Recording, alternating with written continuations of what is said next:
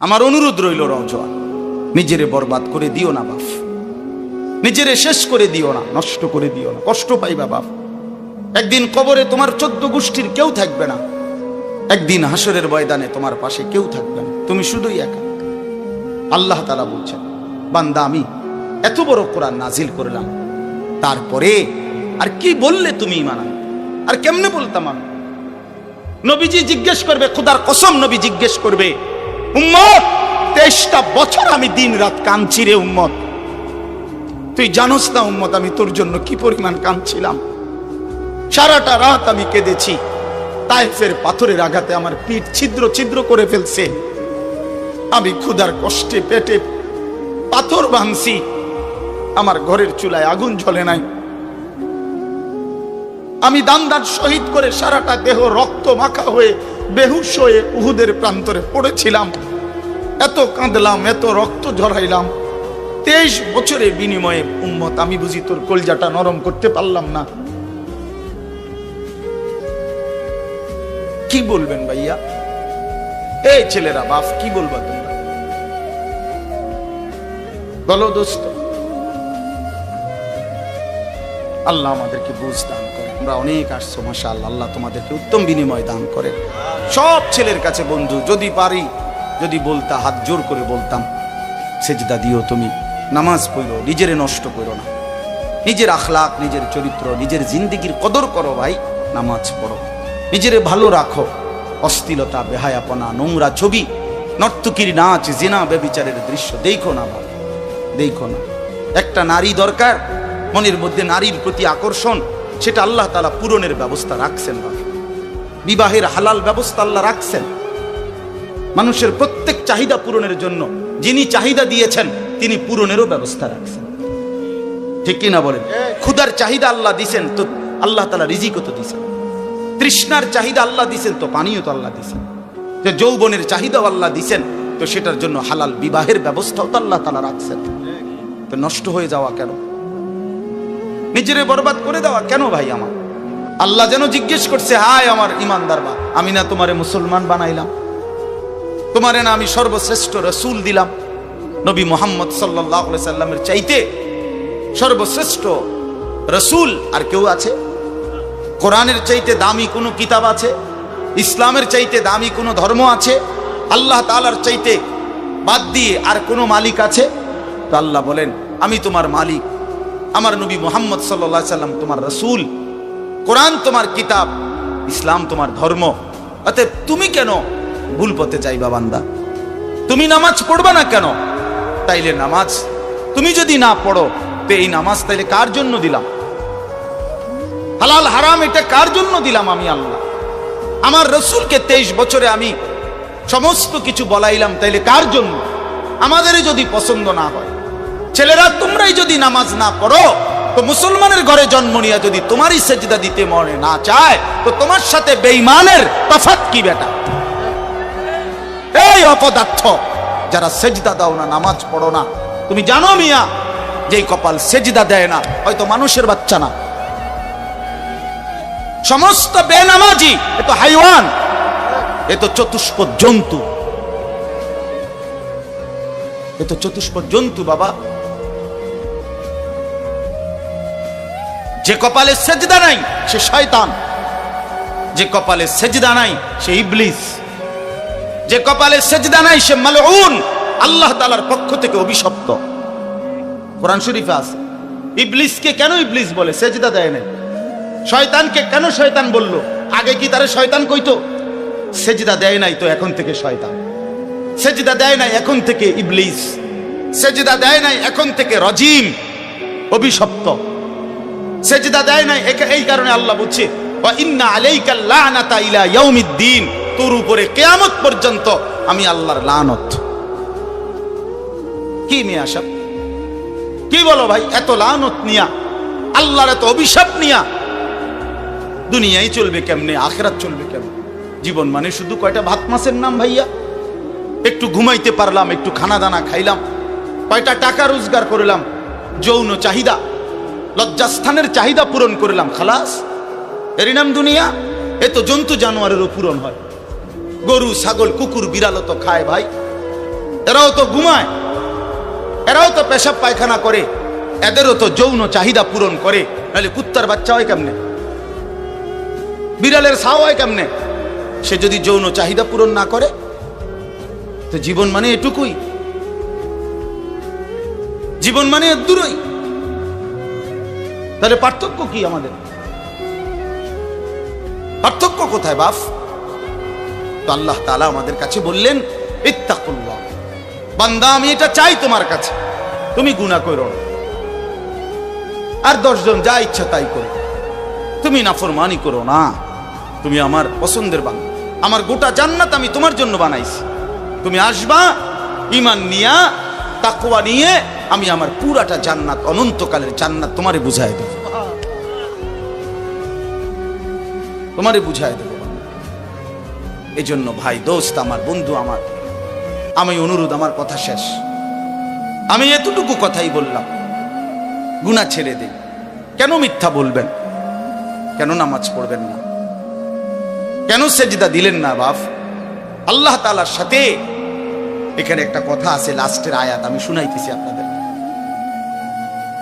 বড় সাংঘাতিক একটা কথা আল্লাহ তাআলা বলছেন, আপনি শুনেন। তো আল্লাহ তাআলা আমাদের এখানে শুনাইছে, তোমরা যারা যারা আমার মুত্তাকি বান্দা হবা, তোমরা যারা গুনাহ থেকে বেঁচে থাকবা, নেক আমলে অভ্যস্ত থাকবা, আমার ওয়াদা, ইন্নাল মুত্তাকিনা ফি যিলালিন ওয়া উয়ুন, আমি আল্লাহ তাআলা আমার সমস্ত মুত্তাকি বান্দাকে জান্নাতের ছায়াতেই রাখবো। উয়ুন, জান্নাতের নহর, দুধের নহর, মধুর নহর, মদের নহর, পানির নহর, 4টি নহর বেষ্টিত জান্নাতের মধ্যেই আমি তাকে 24 ঘন্টা থাকতে দেব। ও ফাওয়াকিহা মিম্মা ইয়াশতাহুন, আল্লাহ তাআলা বলেন, এবং আমি আমার মুত্তাকি বান্দাকে তার চাহিদা মতো সমস্ত ফল ফলাদি, খাদ্য আহার্য আমি তাকে জান্নাতে দান করব। কুলু ওয়াশরাবু হানিআম বিমা কুনতুম তা'মালুন, আল্লাহ তাআলা জান্নাতি বান্দাকে পুরা জান্নাত দেখাইয়া, কোটি কোটি নাজ ও নিয়ামত দেখাইয়া আল্লাহ বলবেন, বান্দা আরামসে নিশ্চিন্তে তুমি এই জান্নাতের যা মন চায় খাও, পান করো, বিমা কুনতুম তা'মালুন, তোমার সারা জিন্দেগীর আমলের বিনিময়, ওই যে কষ্ট করে নামাজ পড়েছো, রোজা রেখেছো, সেজদা দিয়েছো, তাহাজ্জুদ পড়েছো, দান সাদকা করেছো, হজ করেছো, গুনাহ থেকে বেঁচে থাকছো, বিন নারী দেখো নাই, জিনা ব্যভিচারে যাও নাই, মদ জুয়ার আড্ডায় যাও নাই, সুদের টাকা খাও নাই, হারামের টাকা রোজগার করো নাই, বেপর্দা চলো নাই, আল্লাহ বলে বিনিময়ে আজ তোমার সমস্ত আমলের বিনিময়ে আমি আল্লাহ পুরা জান্নাত খুলে দিলাম, তোমার যা মন চায় তা আরামসে ভোগ করো। সুবহানাল্লাহ। ইন্না কাযালিকা নাজজিল মুহসিনিন, আল্লাহ বলেন এভাবেই আমি সমস্ত নেককার বান্দাদেরকে বিনিময় দিয়ে থাকি।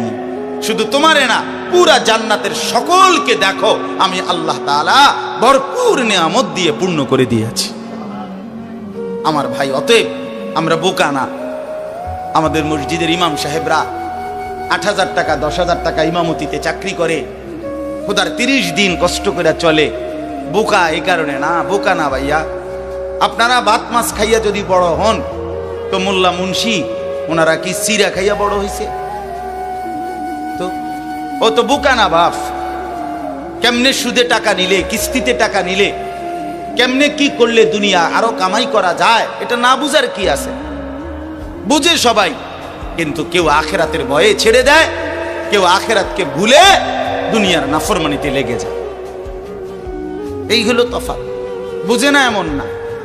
তো আল্লাহ তাআলা বলেন, এবার দেখেন এই শেষ কথা, ওয়াইলুন ইয়াউমাইদিল লিল মুকাদ্দিবিন, আল্লাহ তাআলা বলেন সমস্ত মিথ্যাবাদী, নাফরমান, পাপী, তাদের জন্য কিয়ামতের দিন অনেক বেশি দুর্ভোগ, লাঞ্ছনা, আযাব।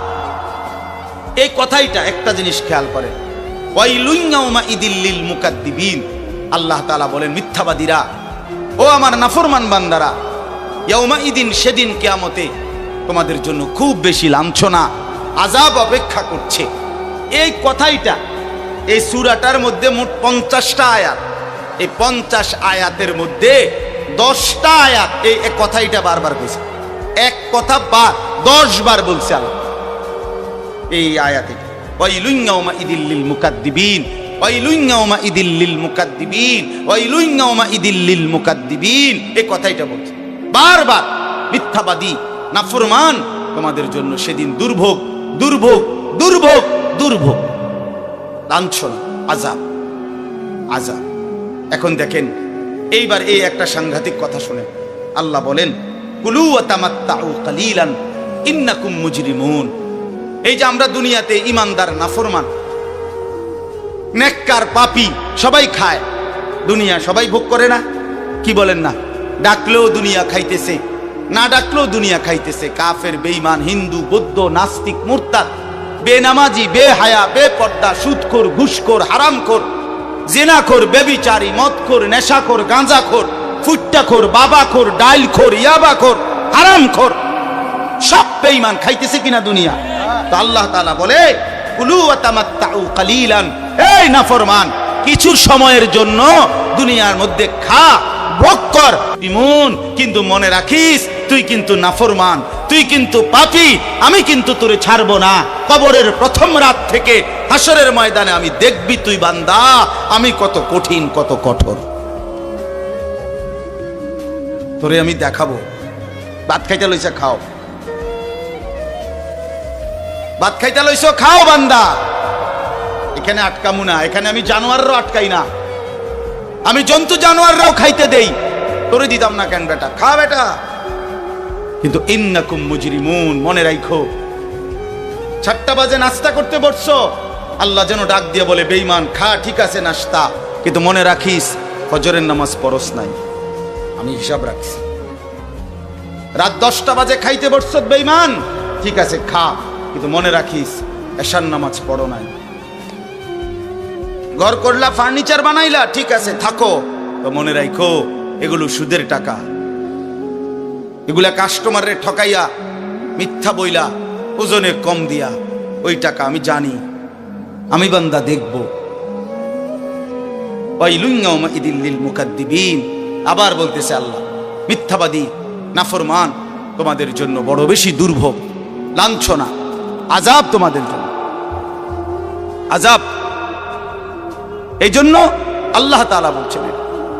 এরপরে আবার বলে দেখেন, ওয়া ইযা কিলা লাহুমুর কাউ লা ইয়ারকাউন, এই ছেলেরা তোমরা সবাই শোনো, আল্লাহ তাআলা আবারও বলতেছে, সমস্ত মিথ্যাবাদী নাফরমান তোমাদের জন্য হাসরের ময়দানে কেন লাঞ্ছনা হবে?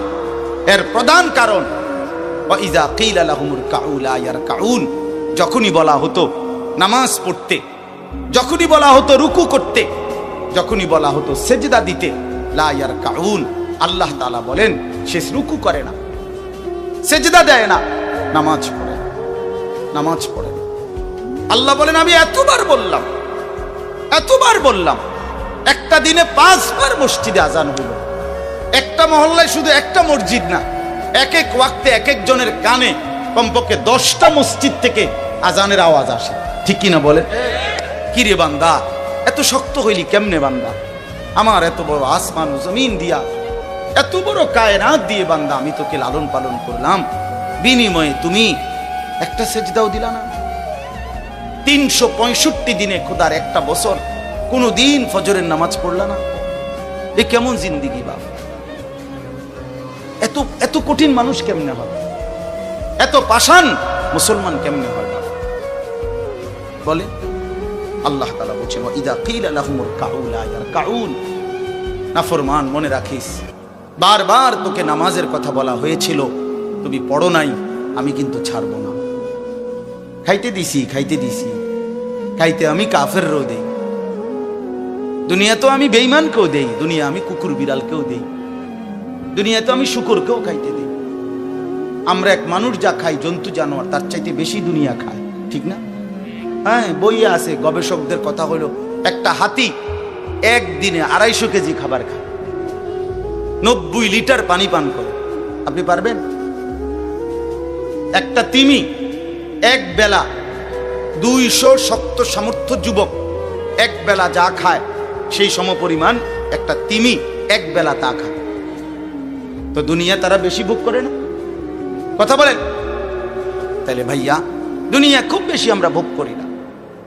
ওয়াইলুন ইয়াউমাইদিল লিল মুকাদ্দিবিন, আল্লাহ বলে বান্দা নামাজ পড়লা না, ঠিক আছে, আবারও বললাম, ওয়াইলুন ইয়াউমাইযিল লিল মুকাদ্দিবিন, সমস্ত মিথ্যাবাদী নাফরমান পাপী মনে রেখো, সেদিন তোমাদের জন্য আযাব হবে। এই শেষ কথা হলো ফাবিআইয়ি হাদিসিন বা'দাহু ইউমিনুন।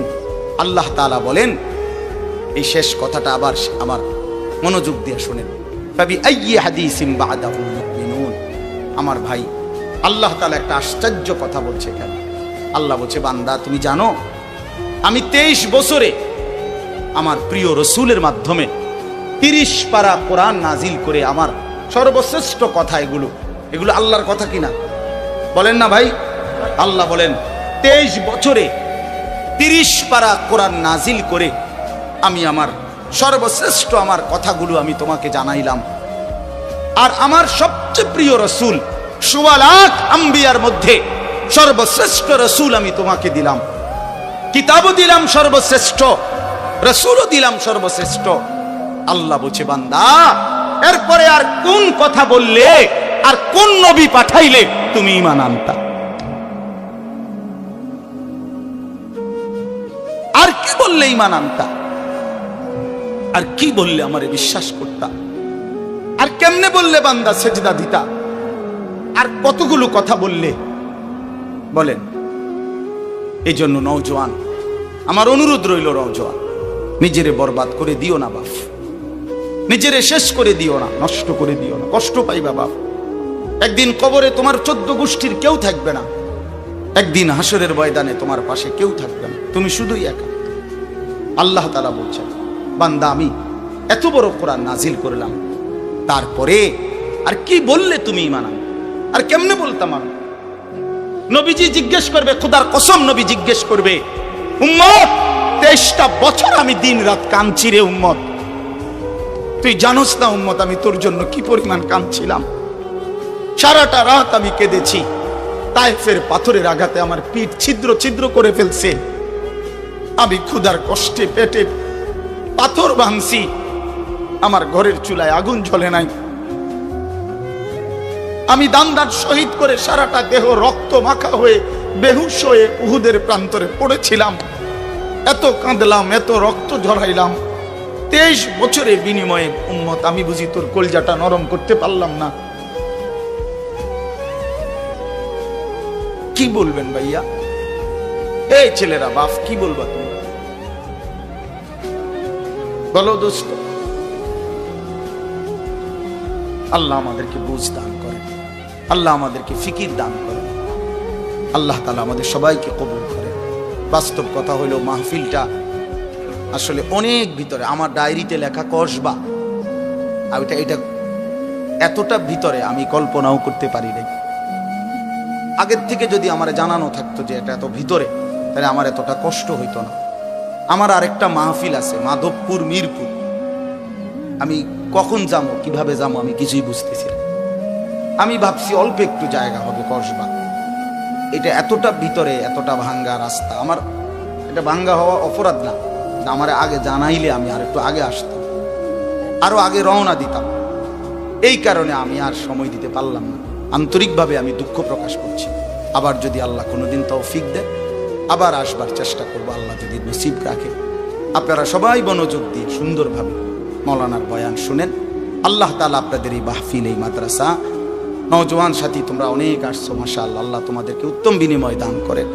সব ছেলের কাছে বন্ধু, যদি পারি, যদি বলতা, হাত জোর করে বলতাম, সেজদা দিও তুমি, নামাজ পড়ো, নিজেরে নষ্ট করো না, নিজের আখলাক, নিজের চরিত্র, নিজের জিন্দিগির কদর করো ভাই, নামাজ পড়ো, নিজেরে ভালো রাখো। অশ্লীলতা, বেহায়াপনা, নোংরা ছবি, নর্তকীর নাচ, জিনা, ব্যভিচারের দৃশ্য দেখো না বাবা, দেখো না। একটা নারী দরকার, মনের মধ্যে নারীর প্রতি আকর্ষণ, সেটা আল্লাহ তাআলা পূরণের ব্যবস্থা রাখছেন বাবা।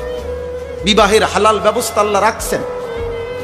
মানুষের প্রত্যেক চাহিদা পূরণের জন্য যিনি চাহিদা দিয়েছেন তিনি পূরণেরও ব্যবস্থা রাখছেন, ঠিক কিনা বলেন? ক্ষুধার চাহিদা আল্লাহ দিছেন, তো আল্লাহ তাআলা রিজিকও তো দিছেন। তৃষ্ণার চাহিদা আল্লাহ দিছেন, তো পানিও তো আল্লাহ দিছেন। যৌবনের চাহিদাও আল্লাহ দিছেন, তো সেটার জন্য হালাল বিবাহের ব্যবস্থাও তো আল্লাহ তাআলা রাখছেন। তো নষ্ট হয়ে যাওয়া কেন? নিজেরে বরবাদ করে দেওয়া কেন ভাই? আমার দয়া করে প্রত্যেকে ইনশাআল্লাহ আখলাকের হেফাজত করি এবং 5 ওয়াক্ত নামাজ পড়তে চেষ্টা করি। আল্লাহ আমাদেরকে তৌফিক দেন, কবুল করেন।